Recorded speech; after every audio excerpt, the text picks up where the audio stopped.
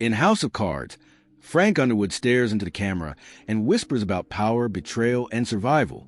In 2017, Kevin Spacey stared into another lens, not on a soundstage, but in a self-recorded video after being removed from his own series.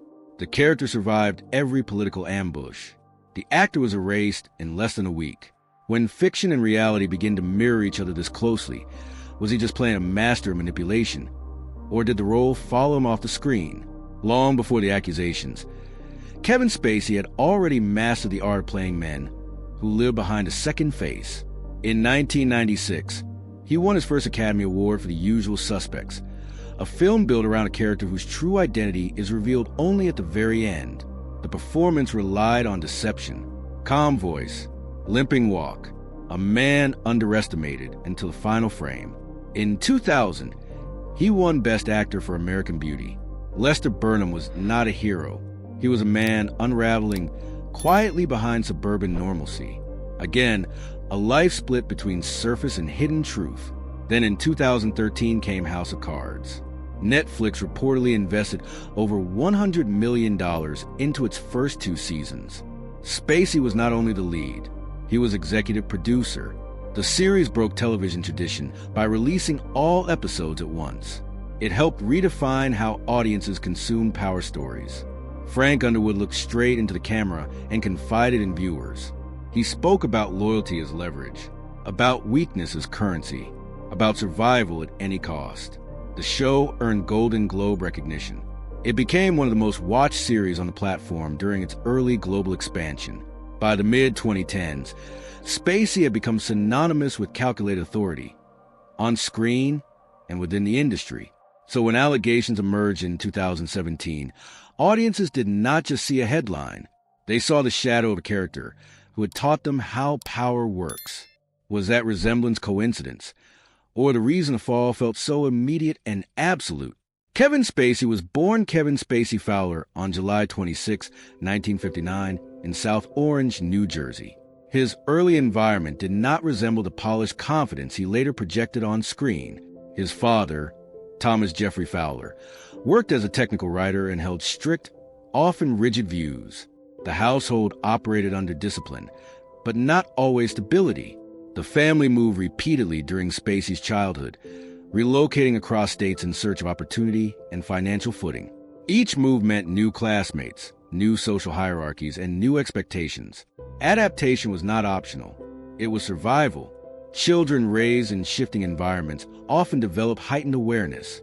They learn to read tone before words, posture before statements. Spacey became observant. He learned how to anticipate reaction and adjust accordingly. That instinct later translated into performance skills that felt controlled and deliberate. During his teenage years in California, he attended Chatsworth High School. Drama classes offered a structure that contrasted with unpredictability at home. On stage, rules were defined. Dialogue had boundaries. Audience response followed rhythm.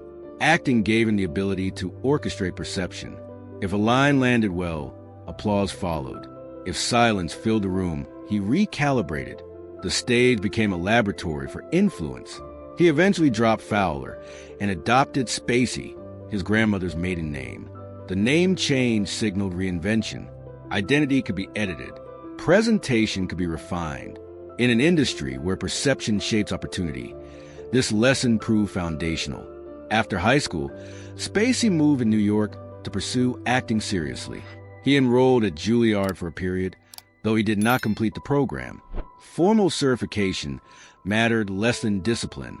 Theater demanded precision and stamina. There were no retakes.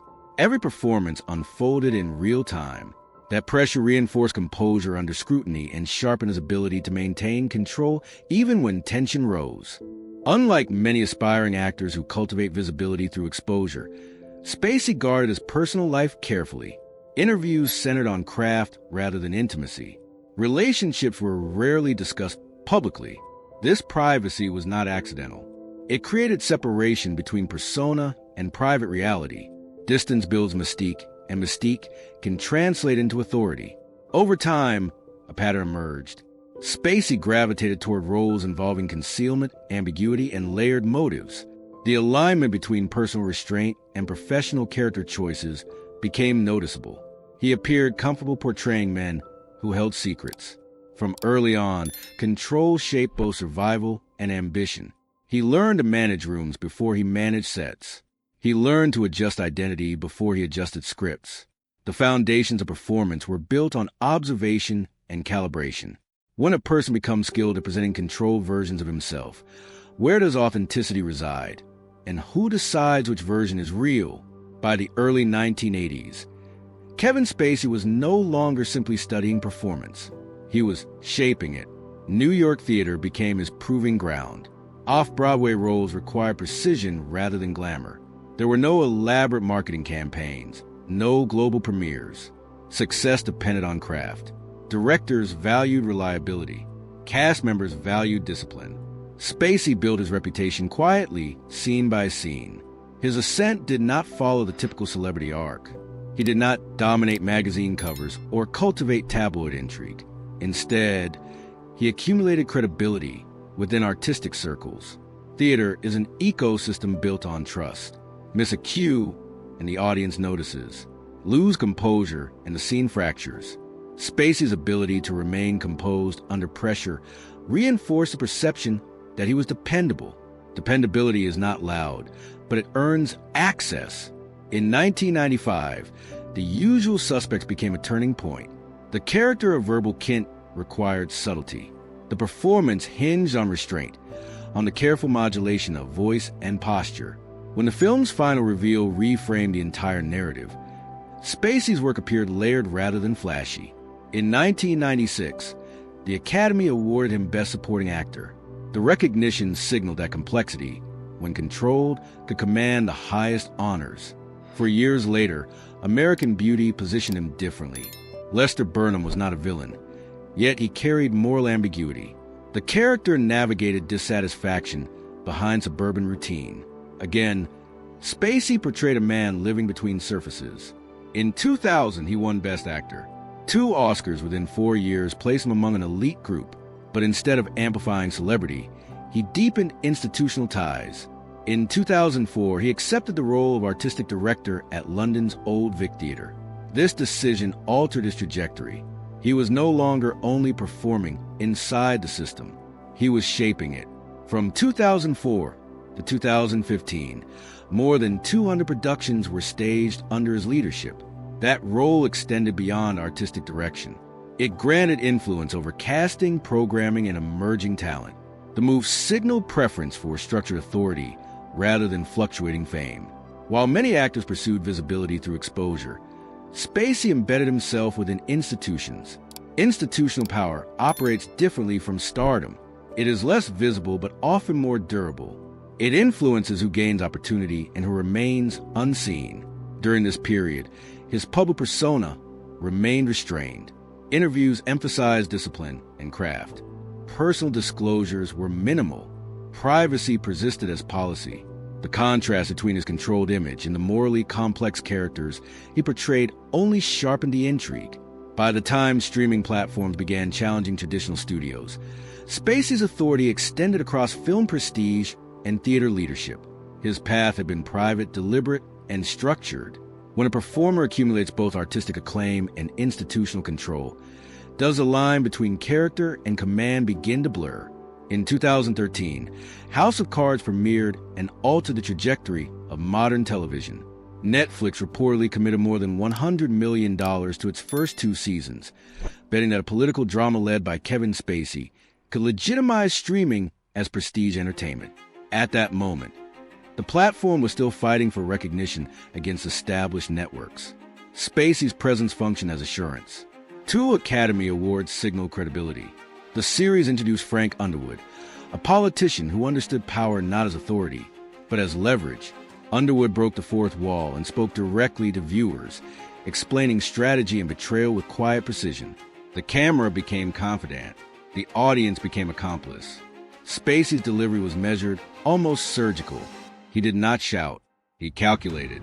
The release strategy, 13 episodes available at once, encouraged binge viewing and accelerated subscriber growth. Industry analysts repeatedly cited House of Cards as a turning point in streaming culture. Spacey was not merely acting inside this transformation. He was helping produce it. As executive producer, he influenced tone and direction. Authority existed both on screen and behind it. Awards followed. In 2015, he won a Golden Globe for Best Actor in a television series. Emmy nominations reinforced prestige. International markets embraced the show, and Underwood became a recognizable symbol of strategic manipulation. The character's cold stare into the camera became an image associated with calculated dominance. At the same time, Spacey's leadership at the Old Vic continued. Few performers balanced global streaming influence and historic theater authority simultaneously. He operated across film, television, and stage with rare continuity. The resonance between actor and character deepened during these years. Underwood's philosophy centered on control, secrecy, and timing. Spacey's public persona mirrored restraint and composure. The distinction between performance and personality began to narrow in public imagination. By the mid-2010s, Spacey embodied a specific archetype, the intelligent manipulator who always anticipated the next move. That archetype existed in scripts, but it also shaped perception of the actor himself. When audiences watched Underwood navigate crises through strategy rather than panic, they learned to associate Spacey with unshakable control. The character survived political scandals through calculation. So when real-world allegations surfaced in 2017 and the system moved swiftly against him, the contrast felt abrupt. The man who portrayed survival as inevitability was removed without negotiation. If a character becomes inseparable from the actor who plays him, does the audience begin judging the person through the script? October 29, 2017. An interview was published in which actor Anthony Rapp alleged that in 1986, when he was 14, Kevin Spacey made an unwanted advance at a party in New York. The accusation did not emerge in isolation.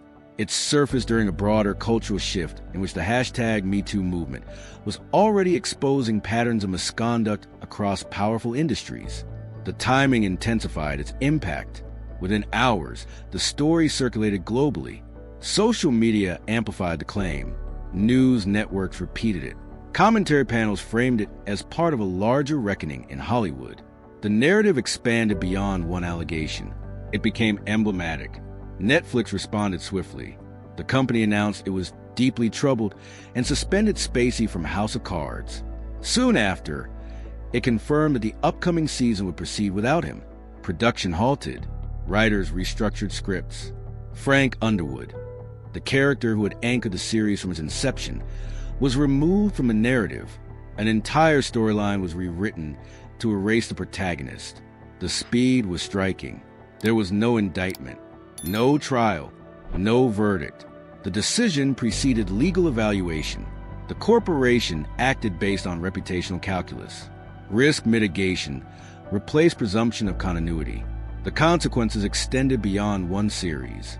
Director Ridley Scott ordered that Spacey's completed scenes and all the money in the world be res-hot with Christopher Plummer.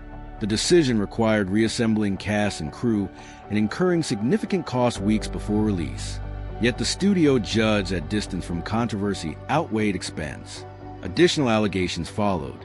Several individuals claimed misconduct connected to Spacey's tenure at the Old Vic Theater between 2004 and 2015.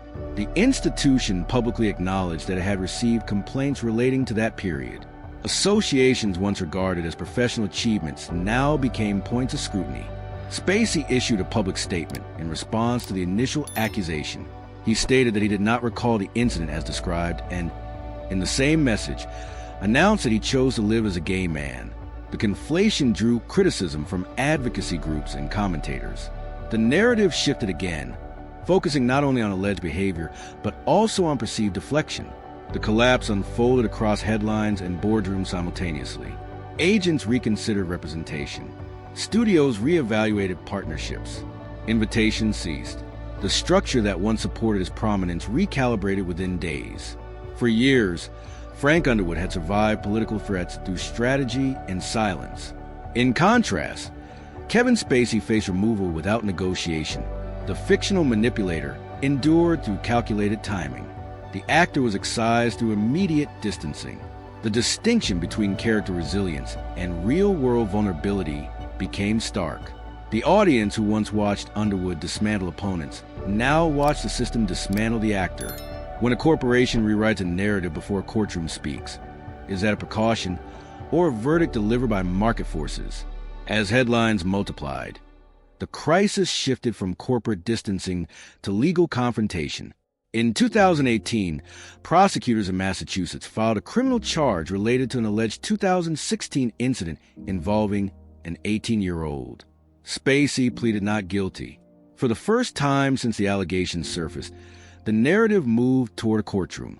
The distinction between accusation and prosecution narrowed. The case appeared serious. If convicted, it would move beyond reputational damage into criminal consequence. But in July 2019, prosecutors dropped the charge after the accuser declined to testify. The criminal proceeding ended without trial. Legally, the matter dissolved. Publicly, uncertainty lingered. Meanwhile, the civil lawsuit filed by Anthony Rapp advanced in federal court in New York. The trial concluded in October 2022. After hearing testimony and reviewing evidence, the jury found Spacey not liable. The verdict signaled that the burden of proof had not been met. In a system designed to evaluate claims through evidence and cross-examination, the outcome favored the defendant. In the United Kingdom, a separate investigation led to 9 criminal charges tied to alleged incidents between 2001 and 2013. The trial concluded in July 2023 at Southwark Crown Court. Once again, the jury acquitted him of all charges. Across jurisdictions, the pattern was consistent: no conviction, no civil liability in the most visible case on record. The legal system did not determine guilt, yet the professional landscape did not reset. There was no announcement restoring him to House of Cards. No large-scale American studio project followed the acquittals. The marketplace had already adapted to his absence. This divergence exposed the tension between fiction and reality more sharply. Frank Underwood often navigated scandal by outmaneuvering opponents within institutions. The character thrived because he understood systems. In contrast, Spacey confronted systems that had recalibrated beyond his influence. The Christmas videos he released between 2018 and 2022 intensified the ambiguity. Speaking in a tone reminiscent of Underwood, he addressed viewers directly, hinting at loyalty, betrayal, and return. The aesthetic blurred performance and self-defense. Was he reclaiming narrative through character, or reinforcing the association that complicated his reputation? Public reaction split. Some viewers interpreted the videos as ironic commentary. Others saw them as misjudged provocation. Either way, the boundary between role and reality thinned further. The fictional manipulator and the embattled actor occupied the same visual space. Legally cleared, he remained professionally constrained. The industry's risk assessment operated independently of courtroom verdicts. Insurance companies, distributors, and investors calculated potential backlash differently from juries evaluating testimony. The collapse, therefore, became layered. First came corporate removal, then came legal scrutiny. Finally came acquittal without restoration. The narrative did not follow the structure of a redemption arc.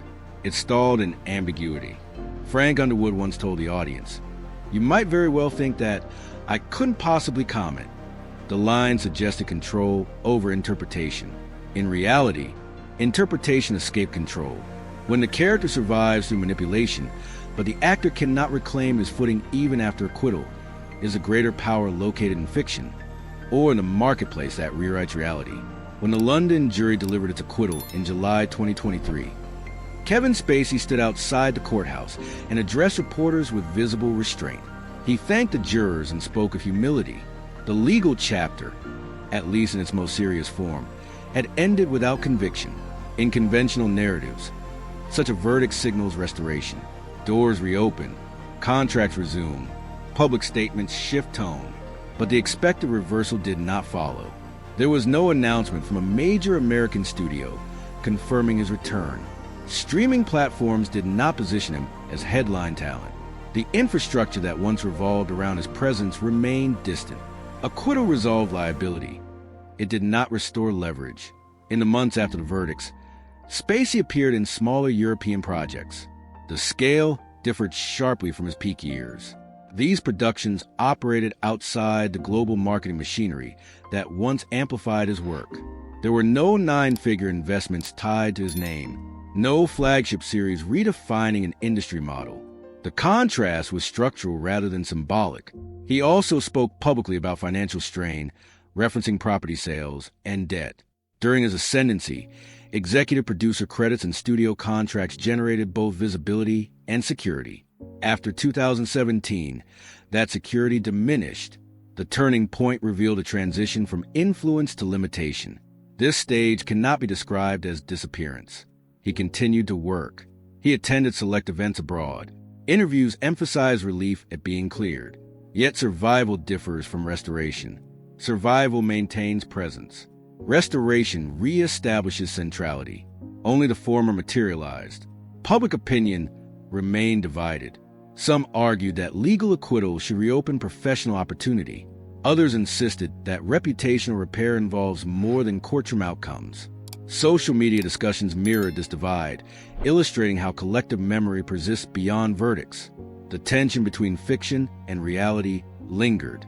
Frank Underwood thrived by anticipating threats and manipulating institutions. Spacey, by contrast, confronted systems recalibrated around public perception rather than negotiation. The distinction underscored the limits of personal control within corporate environments. The rebirth, if it exists, is quieter and narrower. It is defined by projects without the weight of global expectation. It operates outside the spotlight that once magnified every performance. The question is not whether he can act. It is whether the industry is willing to recenter him. When a verdict clears a name but the marketplace withholds endorsement, is that exile or a reflection of how power now functions? As years pass, Kevin Spacey's earlier achievements remain part of film history. The Usual Suspects continues to be discussed for its narrative structure and performance. American Beauty remains cited in analyses of late 20th century cinema. House of Cards is still recognized as a turning point in streaming's ascent. These works did not vanish. They persist independently of controversy. At the same time, interpretation has shifted. Viewers revisiting House of Cards often do so with awareness of the actor's legal battles. Frank Underwood's manipulation feels layered with external context. The fictional breaking of the fourth wall now evokes the real-life Christmas videos that blur performance and commentary. The separation between character and actor appears thinner than before.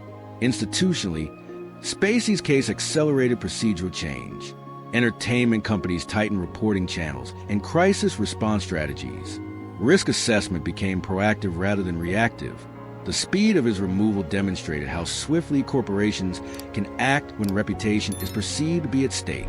His situation became a reference point in discussions of accountability during the #MeToo era. Legacy, therefore, occupies divided ground. Artistically, he remains an Oscar-winning performer with a record of disciplined craft. Legally, he was acquitted in the most visible trials. Professionally, he has not regained former centrality. Each layer carries distinct weight. For some observers, his career illustrates the volatility of public trust. For others, it reflects overdue institutional caution. Both interpretations coexist. The narrative does not settle easily into redemption or condemnation. It remains unresolved. When history assesses this period, will it remember performances, the controversy, or the systemic transformation that followed? Kevin Spacey's story unfolds at the intersection of fiction and reality. On screen, he portrayed a strategist who survived scandal through calculated control. Off-screen, he encountered systems that acted beyond his influence. The contrast defines the arc. Courts evaluated evidence and issued acquittals. Corporations evaluated risk and issued separation. Audiences evaluated trust and formed divided conclusions. These judgments did not align, yet each shaped the outcome. His rise demonstrates how prestige and authority can consolidate influence across institutions. His fall demonstrates how rapidly that influence can be withdrawn when perception shifts. The acquittals closed legal cases, but they did not fully restore structural power. In a media landscape where narrative spreads instantly and reputations pivot overnight, the first headline often echoes longer than the final verdict. When the character and the actor become inseparable in public imagination, which story ultimately survives? The scripted one or the one written in real time?